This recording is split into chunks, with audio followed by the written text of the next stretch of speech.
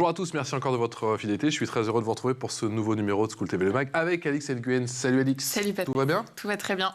On part pas trop loin de Paris aujourd'hui. Allez, direction Montrouge, sans plus tarder. Voici le sommaire, direction les Hauts-de-Seine. Donc, bienvenue à l'école du bien manger, la municipalité qui, vous allez voir, met les petits plats dans les grands pour éduquer ces jeunes, pas seulement sur le plan de l'alimentation, bien évidemment.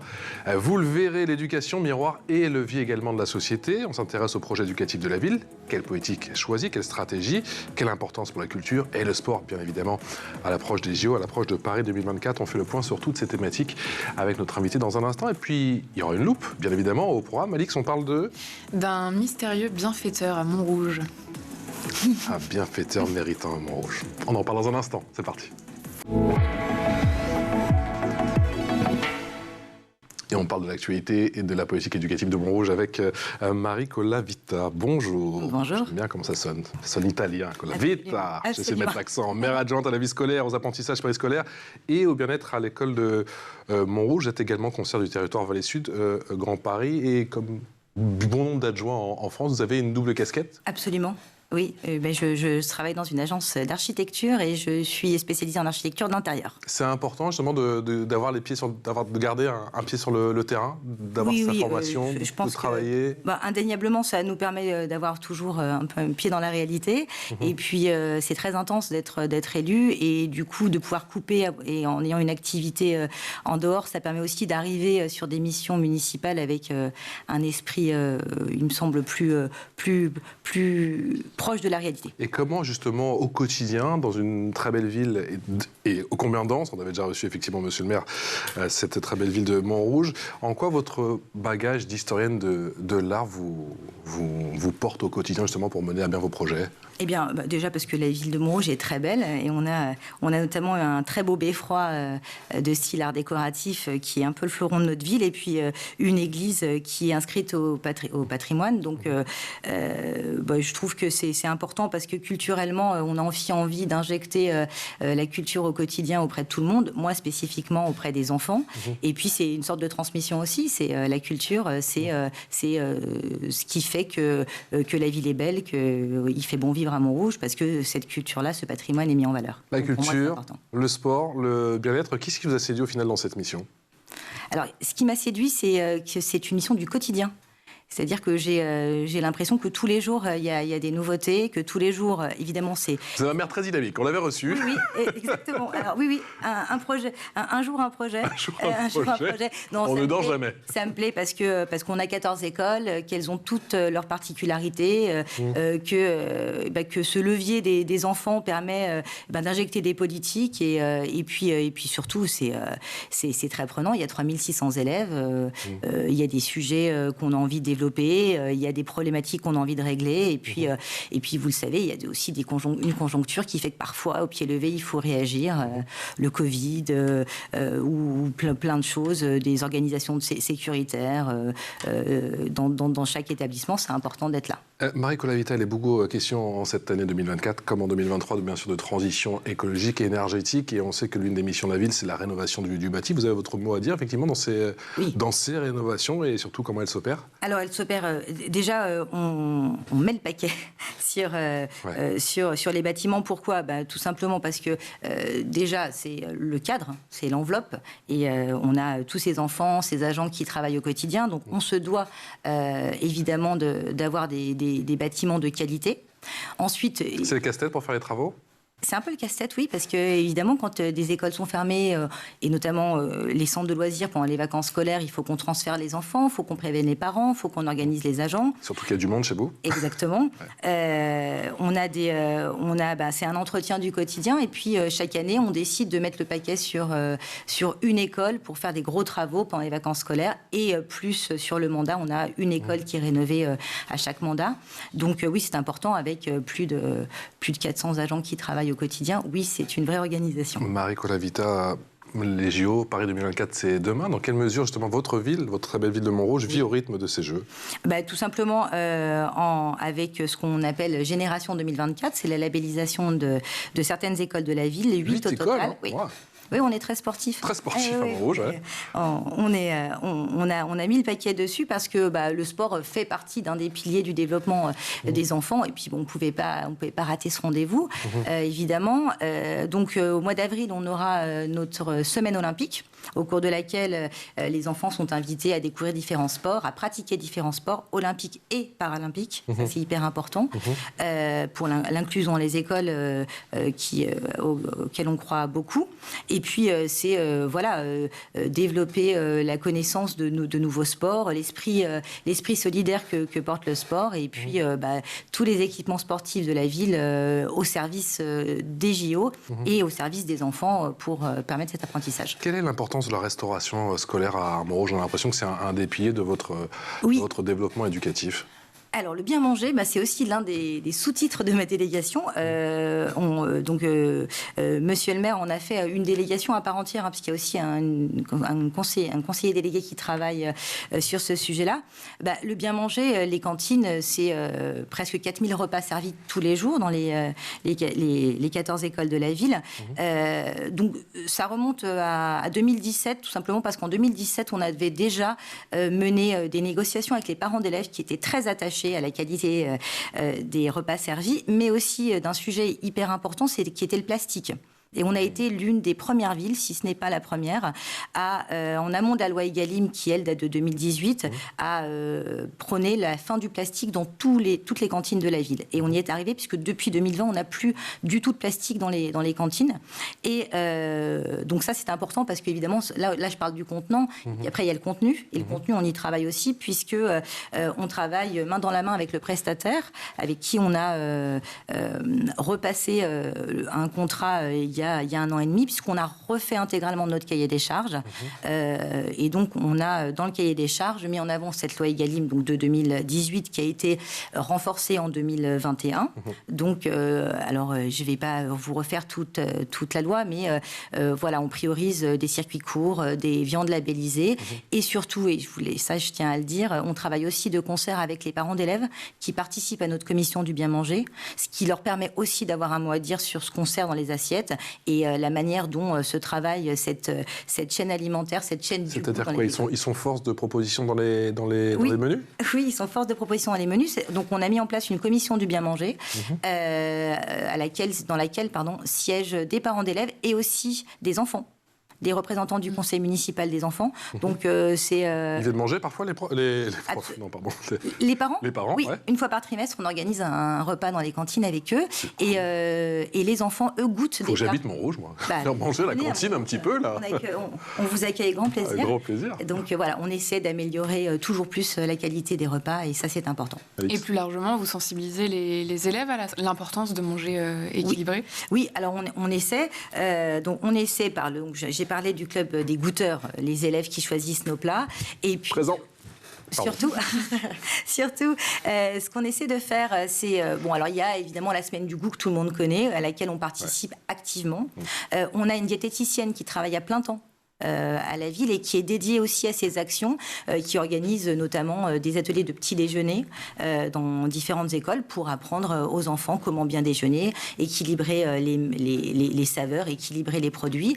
Et puis on essaie aussi avec des prestataires de la ville dans le temps du périscolaire, qui est aussi un temps très important puisqu'il est plus long que le temps scolaire. On fait beaucoup d'ateliers autour du bien manger et de l'apprentissage de ces saveurs avec des prestataires qui viennent faire des ateliers sur le pain, les épices, et qui permettent aux enfants toujours de comprendre comment ça fonctionne, comment on cuisine, d'où viennent les produits. Donc pour nous, cette chaîne de l'apprentissage, elle n'est pas uniquement je suis devant mon assiette et je mange, c'est je comprends ce que je mange, je sais ce que je mange. C'est ça, il y a aussi un onglet sur la sécurité alimentaire? Bien évidemment. Alors ça, c'est plutôt la partie de la diététicienne et du prestataire, parce que, alors pour le coup, et je l'en remercie beaucoup, elle est très très rigoureuse sur la qualité des produits, et puis simplicité des produits, qualité des produits, pour faire en sorte que l'enfant comprenne que quand on mange sain, quand on mange équilibré, on est en bonne santé. Et la bonne santé, c'est le pilier incontournable de l'éveil, de l'apprentissage de l'enfant et du citoyen et de l'adulte. Marie Colavita, dans quelle mesure justement la restauration scolaire participe au climat justement dans vos établissements à Montrouge? Le climat scolaire. Le climat scolaire, elle y participe parce que c'est quand même un temps où l'enfant lâche un peu prise. Le matin, il a des heures de cours, l'après-midi aussi. Et ce temps de la pause méridienne est aussi un temps au cours duquel on essaie d'injecter de la pédagogie. Alors, on est à table, on mange évidemment, mais on a aussi toute une équipe d'animateurs qui utilisent ce temps pour soit faire des ateliers autour du goût, mais aussi des ateliers culturels, sportifs. Donc ce temps de la cantine, il est important parce que c'est pas uniquement un enfant assis sur une chaise, c'est un enfant qui pendant 2 heures a c'est ça, pendant 2 heures, c'est bien de le préciser, parce que moi j'ai un souvenir, je mangeais en 15 minutes. Non, alors ce souvenir, effectivement, j'étais en selle. C'est 11h30, 13h30. Évidemment, alors c'est toute une organisation, ils sont pas 2 heures à table. Oui. Des fois, c'est 10 minutes. Parfois, c'est 10 minutes, mais c'est important parce que les animateurs qu'on accompagne notamment avec l'Institut du goût, puisque l'Institut du goût, qui est un de nos partenaires, forme les animateurs autour de ces questions-là, avec toute une sémantique autour de il faut manger, il faut pas gaspiller, voilà ce que tu manges, les fruits de saison, voilà la viande, voilà le poisson. Et donc, c'est vraiment une collaboration du quotidien pour permettre à l'enfant de vivre ce temps de la meilleure manière possible. Vous n'avez pas du temps scolaire, il y a bien sûr le temps du périscolaire qui est, en termes de nombre d'heures, quand même assez impressionnant. C'est aussi votre périmètre, justement. Comment vous l'articulez, comment vous l'abordez, justement, le périscolaire ? On a décidé depuis 2020, donc depuis le début de ce mandat, alors on a un terme que j'utilise et que j'aime bien utiliser, qui est le terme de Monsieur le maire, qui est réenchanter cette filière-là. Pourquoi ? Parce qu'on a plus de 200 agents animateurs qui travaillent dans ces centres de loisirs. Et l'idée, c'est qu'on veut valoriser cette filière-là. C'est très compliqué d'être animateur, c'est très compliqué d'être un certain nombre d'heures avec des enfants. Et pourtant, ils ont un savoir-faire, ils ont des formations très spécifiques. Et nous, on les accompagne parce qu'on veut les faire monter en puissance.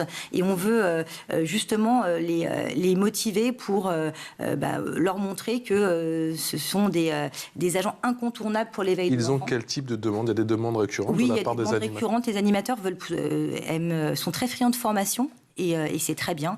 Alors, formation de toute spécificité. Alors, on a de la formation autour de la solidarité, autour de l'inclusion, on a l'estime de soi, on a la laïcité, et on a aussi des formations, ça ils aiment beaucoup, autour du goût, autour de la cuisine, autour du sport. Donc ça c'est important pour nous, c'est-à-dire pouvoir les accompagner sur ces temps de formation et pouvoir aussi montrer aux parents que ce temps-là est important pour nous. Et je le précise, depuis 2020, on a créé des conseils du périscolaire. Donc, à l'instar des conseils d'école où on parle de ce qui se passe sur le temps de l'école, on a décidé de faire des conseils du périscolaire avec les parents représentants où on parle du temps périscolaire. Et donc, il y a le conseil municipal des enfants. Oui. Et il y a aussi le conseil municipal périscolaire. Alors, il y a le conseil... il y en a 3. Le conseil d'école. Donc ça, ce sont les enseignants, directeurs d'école et les parents représentants. Et ensuite, on a le conseil du périscolaire où ce sont les animateurs, les directeurs des centres périscolaires et les parents représentants. Et le conseil municipal des enfants, ça c'est autre chose. Ce sont nos homologues, mais en plus petit, dont on pourra parler, qui eux sont des élus comme les grands. Et qui vous surprennent ? Complètement. Oui, qui m'apprennent surtout. Qui vous apprennent ? Oui, qui m'apprennent parce que ça me tient à cœur. Et oui, ils ont plein de projets et ils ont des idées qui parfois sont assez étonnantes, mais tellement pleines de bon sens qu'elles nous inspirent. Et vous avez des exemples de décisions ou de réflexions qui émanent de ce conseil périscolaire ? Oui, alors il y a beaucoup autour de l'alimentation dans les cantines. Alors c'est fini l'époque des frites et des steaks, ça n'a plus rien à voir. J'ai connu. Moi aussi. Non, maintenant ils sont très attentifs à la qualité des produits. Enfin, ils parlent de bio, ils parlent de circuits courts. Ils sont en CM1, CM2, donc c'est assez bluffant. Ils participent à toutes nos commémorations. Donc ils ont parfois une volonté de devoir de mémoire qui est assez bluffante. Et on leur demande d'être force de proposition pour les actions et les événements de la ville. Là, j'ai un événement en tête autour des inspirations végétales, autour de la végétalisation et donc de toutes les questions liées à ce sujet. Et donc, c'est eux qui ont souhaité mettre en place un quiz, un jeu pour justement sensibiliser les enfants qui viendraient sur leur stand et parler du recyclage, partage des plantes, de l'environnement, des insectes. Et chaque année, ils proposent un jeu différent, qui peut être un jeu de piste, qui peut être un jeu à faire sur table. Et vraiment, ils sont assez bluffants. Et bien, un jour, dans une occasion, je vous montrerai leur programme de campagne. D'accord. Parce que, comme nous, ils font une campagne. Et ils ont des sujets qui sont autour, beaucoup de solidarité aussi pour les sans-abri. Ils font des collectes au profit des Restos du Cœur et du Téléthon. Voilà, ils vont dans les maisons de retraite de la ville pour faire des spectacles. Voilà, donc ils sont très actifs. Moi, je suis très admirative de ces enfants. Et c'est autant d'exemples d'apprentissage à la citoyenneté. C'est tout à un fait. thème qui revient très souvent en ce moment quand on parle à l'école, à Montrouge, justement. Oui, la citoyenneté, ça, pour nous, c'est très important. Tout simplement parce que ce sont les citoyens de demain. C'est eux qui vont faire notre société. Et donc, on les sensibilise beaucoup sur le 11 novembre, le 8 mai, les anciens combattants, les événements. Aussi, les questions de propreté dans la ville. Ils sont très actifs dessus, ils aiment beaucoup. Les questions de partage, de solidarité. C'est tous les piliers qui font un citoyen. Sur la transmission du patrimoine, je sais que c'est... Oui, alors sur la transmission du patrimoine, effectivement, on organise, alors ça c'est plus large et pour les écoles, on organise souvent des visites de l'hôtel de ville pour leur montrer ce qu'est l'hôtel de ville, en termes de bâtiment, en termes de symbolique et de représentation, ça aussi, ça fait partie du processus démocratique et de citoyenneté. Et puis, dans des actions culturelles qu'on peut mener, on a dans certaines écoles aussi un programme autour de la découverte architecturale de la ville et qu'est-ce qu'un bâtiment, pourquoi on construit, comment on construit, quelle est l'architecture de demain. Elle est singulière, la ville de Montrouge, sur un plan architectural ou pas? Il n'y a pas de piège, je ne sais pas du tout. Non, elle a quelques spécificités sur certaines façades. Mais c'est une vraie ville de faubourg qui a été construite avec un cœur de ville, un îlot très, très spécifique autour de la mairie et puis des petits quartiers qui butinent autour. Mais en termes bâtimentaires, c'est un classique. Absolument. Elle est classique. Et comment on repense les espaces? Parce qu'effectivement, je crois que la densité, je n'ai pas vérifié, je n'ai pas revu les chiffres, mais je crois que la densité à Montrouge est quand même assez énorme. C'est une des plus élevées d'Île-de-France, si je me souviens bien. C'est une des plus élevées de France même. De France même. Voilà. Je n'ai pas pris de risque. J'ai dit Île-de-France, de France. C'est tout un travail. Alors, c'est une réflexion autour de la densité. Comment on rend cette densité positive. Comment on mutualise les espaces? Oui. Comment on les mutualise? Alors le maire appelle ça la densité heureuse. C'est réfléchir comment ce partage des espaces peut se faire entre différentes générations, entre différents quartiers, comment on facilite les accès et l'ouverture des espaces publics à plus de monde pour que justement tous les efforts qui sont injectés dans les bâtiments, tant bien en termes d'espace vert, en termes de qualité, en termes de sécurité, puissent bénéficier à un plus grand nombre. Puisqu'on est presque 50 000 habitants, donc il faut être solidaire. Et justement, vous incluez les jeunes dans la réflexion quant à ces nouveaux espaces? Alors, oui, on les inclut. Les enfants, je ne vais pas vous mentir, c'est très compliqué de leur parler techniquement de tout ce qui s'y passe, mais en revanche... Parce que c'est des initiatives qu'on a vues par ailleurs... localement dans d'autres villes, où vraiment les enfants sont inclus dans la réflexion. Alors la première, la participation qui moi me vient à l'esprit, il y en a plusieurs. On a rédigé l'année dernière avec des professionnels une charte du patrimoine, charte pour permettre aux bâtisseurs, aux constructeurs, d'avoir un cahier des charges très précis sur ce que la ville souhaite. Et donc, on a intégré des enfants dans la rédaction de cette charte pour savoir comment les enfants envisageaient leur ville, qu'est-ce qui était esthétique pour eux, qu'est-ce qui était fondamental pour eux. Donc ça, c'est une manière aussi de les faire participer.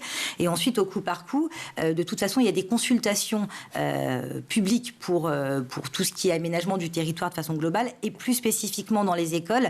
Là, on a des travaux dans un des gros groupes scolaires de la ville. Évidemment, la phase concertation avec les parents et les professionnels est en cours, puisqu'elle continue. Ils participent au chantier et aux réunions de chantier. Et la deuxième phase qui me tient à cœur, c'est effectivement pouvoir faire participer les enfants à des choix spécifiques pour leur quotidien. On continue bien évidemment dans ce mag à Paris de Montrouge avec un bienfaiteur.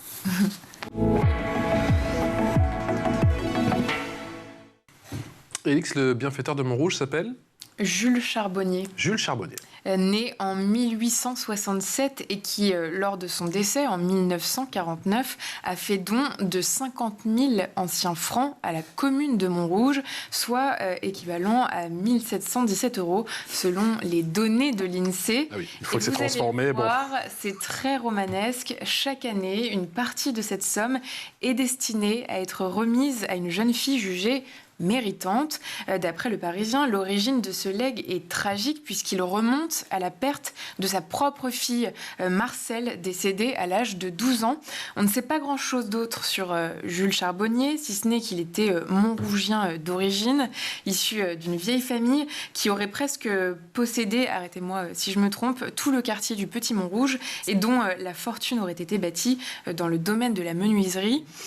Mais pour en revenir au legs, la municipalité l'a formellement accepté le 22 novembre 1951. Et depuis lors, la tradition perdure puisque la ville remet chaque année une somme d'argent à une enfant d'une école de la ville. Cette fois, c'est Dina Fliti, âgée de 10 ans et élève de CM2 à l'école Nicolas Boileau, qui a reçu 100 €. On écoute Dina et sa maman Linda. Bonjour, je me présente, je m'appelle Fliti Dina. Je suis en CM2 à l'école élémentaire de Boileau à Montrouge et ma réaction quand j'ai été nommée méritante une récompense, j'ai été surprise, je ne m'y attendais pas. Je suis très heureuse et très fière d'avoir eu cette récompense. Pour moi, c'était une grosse surprise pour moi. Ma fille a été choisie pour son bon comportement et c'est une élève sage et bien élevée. Elle a été toujours comme ça. Je suis fière que l'éducation que j'ai donnée à elle et à son frère soit récompensée et je suis fière. Marie Colavita, quels critères font qu'une enfant est jugée méritante ? Alors oui, on me pose souvent la question. Alors nous, on décide pas, on décide pas. On accompagne la décision. Chaque année, on décide en partenariat avec l'Éducation nationale de dire à l'ensemble des directions des écoles, proposez-nous des enfants, proposez des enfants. Alors c'est un peu compliqué de proposer, mais en tout cas, l'idée c'est un enfant qui s'est montré particulièrement attentif aux autres, particulièrement généreux, particulièrement...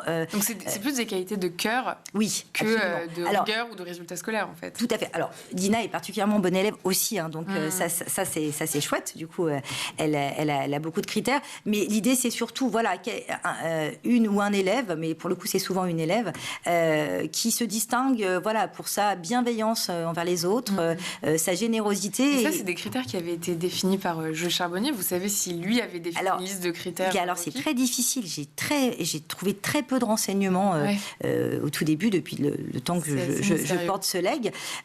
Non, je crois vraiment, en souvenir de sa fille, c'était surtout accompagner une petite fille qui, comme sa fille était sans doute effectivement généreuse, gentille et solidaire avec ses camarades. Donc nous, chaque année, on essaye de faire perdurer cette tradition qui est certes un peu ancienne, mais qui permet chaque année de récompenser une petite fille. Elle est très, on le voit dans l'émission, elle est très émue, elle avait été très surprise. Et donc c'est une manière de récompenser. C'est pas les enfants qui candidatent en fait, c'est vraiment pas du tout. Non, c'est les directions d'école et voire les enseignants, parce que vraiment Et après, vous délibérez comment? Ça se passe dans la mairie? On laisse les directeurs d'école délibérer entre eux.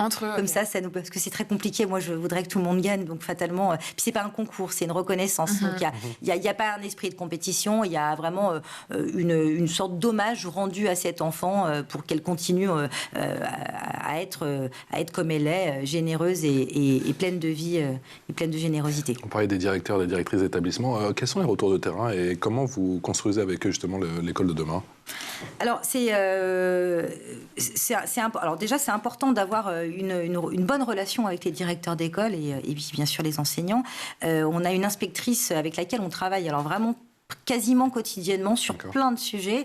Les retours sont plutôt positifs parce que vraiment le message qu'on leur envoie, c'est il n'y a pas un mur entre les deux. Hein. Et ça, c'est vraiment ce que j'ai voulu vraiment mettre en place dès le départ, c'est que l'enfant, il arrive à l'école le matin et il sort du périscolaire le soir, c'est le même enfant. Donc il n'y a pas de mur qui se monte à 11h30 ou à 16h30. Donc l'idée, c'est de travailler main dans la main pour faire en sorte que cette vie de l'enfant dans l'établissement se passe du mieux possible. Donc on écoute les enseignants, on n'est pas toujours d'accord.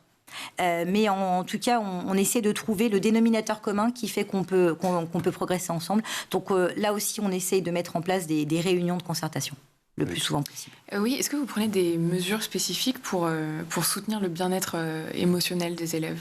Alors, pour le bien-être émotionnel des élèves, on a mis en place, alors je crois que ça avait fait l'objet d'une émission précédente, mais des ateliers de prévention dans les écoles, et notamment un atelier de la santé du cerveau. Et au cours de cet atelier-là, l'émotion et tout ce qui peut s'y rattacher sont mis en avant. Et puis surtout, moi j'y tiens, parce qu'en ce moment, on a beaucoup de questions de harcèlement scolaire, on a beaucoup de questions de bien-être ou de malaise à l'école, hein, parce qu'il faut qu'on en soit conscient. Et là, nous, on travaille avec l'éducation nationale, mais aussi avec nos animateurs qui peuvent suivre des formations autour de ces thématiques-là. Et donc, on a un observatoire partagé des collèges de la ville, mais aussi, du coup, pour les CM2, puisque ça commence à 10 ans. Et dans cet observatoire partagé, on essaye de mettre en place des actions de prévention sur ces thématiques-là. Je parlais des choses allusions au retour de terrain, effectivement, des directeurs, des directrices d'établissement. Qu'en est-il des parents et dans quelle mesure les questions concernant le harcèlement scolaire reviennent régulièrement ou non? Je sais que vous avez un dispositif, MyKeeper notamment, qui permet de donner l'alerte. Alors, on a MyKeeper qui permet de donner l'alerte. Alors ça, c'est plutôt des alertes intrusion, ou c'est des alertes un peu danger dans l'école. Alors ça, je suis très contente qu'on ait pu l'installer, parce que le déploiement s'est fait dans toutes les écoles. Il s'est terminé au mois de septembre de cette année. Dans un autre... je précise que l'utilisateur donne l'alerte grâce à la balise mobile. Donc je lis un PPMS, un par classe, un au niveau de la direction de l'école et un dans la cuisine. L'ensemble du personnel de l'établissement reçoit l'alarme, sonore et ou visuelle, et au final, c'est la police qui est... Exactement, la police municipale qui est connectée directement. Ensuite, sur toutes les questions de harcèlement, de violence, alors c'est très clair, les parents nous remontent directement. Ils sont assez... Alors, moi, je suis assez contente parce que je pense qu'ils sont en confiance, puisqu'on a beaucoup de sujets que les parents nous remontent. Et donc, nous, on priorise le dialogue et la communication. Donc, on aime bien recevoir les parents directement et essayer d'adapter chaque situation trouver une solution à chaque situation, parce que ce sont des sujets qui sont trop importants pour être pris à la légère. Donc voilà. Vous êtes aussi maman? On peut le préciser, absolument. Avec des petites filles qui sont à Montrouge. Exactement. Vous êtes interpellé aussi parfois par les parents, justement? Oui, bien sûr. C'est le jeu. C'est le lot, c'est le jeu. Oui, bien sûr. Bon, alors, bonjour Madame l'adjointe. Exactement. En même temps, c'est ce que je leur dis. Hein. Je suis maman avant d'être adjointe. Et puis, ça me permet aussi d'appréhender ce rôle d'adjointe à l'éducation avec certainement un œil plus aiguisé. Alors oui, mes filles me font remonter des sujets. Et puis, on a des parents qui profitent du fait que je puisse être devant l'école pour m'en parler, mais c'est tant mieux. C'est tant mieux, parce que comme ça, ils savent qu'ils peuvent m'interpeller, et moi je peux faire remonter des sujets, et puis constater les choses. Et puis parfois on me fait remonter aussi ce qui va bien, et ça c'est très agréable de voir des parents et qui nous disent merci pour tel ou tel sujet, des enseignants, des animateurs. Donc oui, c'est bien d'être sur le terrain, c'est bien de les voir. Dernière question, qu'en est-il de l'outil numérique à Montrouge? Comment vous utilisez le numérique, et est-ce qu'au final, c'est une plus-value pour les apprentissages? Alors pour les apprentissages, oui. Alors nous, la règle, c'est que on demande chaque année, en début d'année ou en fin d'année pour la préparation des budgets, les besoins spécifiques de tous les enseignants. Et ce qu'il faut dire, c'est que l'ensemble des écoles, des classes élémentaires, est équipé de tableaux numériques informatisés. Et donc là, c'est important, parce que ça veut dire que l'enseignant a cet outil pour ses cours. Donc l'enfant apprend sur ces tableaux numériques. Et donc, ça nous permet de valoriser tous ces outils-là et d'accompagner les enfants pour leur apprendre. Ça participe au bien-être de l'élève, pour vous? Je pense que oui, puisque ça facilite l'apprentissage et puis ce sont des outils qui, de toute façon, dans leur quotidien et dans leur futur, ils vont utiliser. Donc, avec parcimonie, bien sûr. Je le rappelle, ce sont des tableaux numériques, pas des tablettes. On sait que certains parents sont inquiets. Non, bien sûr. Mais je tiens à le préciser parce que effectivement, moi, je suis pas non plus pour le tout écran, loin de là. Mais cet écran-là a une saveur pédagogique intéressante. Et donc, il faut que les parents soient rassurés pour l'utilisation de ces objets. C'est pour ça qu'on parle souvent de numérique pédagogique. Absolument. Je précise. Merci infiniment de Marie-Colette Vita d'avoir été avec nous. Merci à vous. De vos projets éducatifs au sein de cette très belle ville de Montrouge. Vous êtes maire adjointe à la vie scolaire, aux apprentissages périscolaires et au bien-être à l'école. Un grand merci à vous. Félix, on se retrouve demain. À demain. Et on s'intéressera à une toute nouvelle ville. Ciao.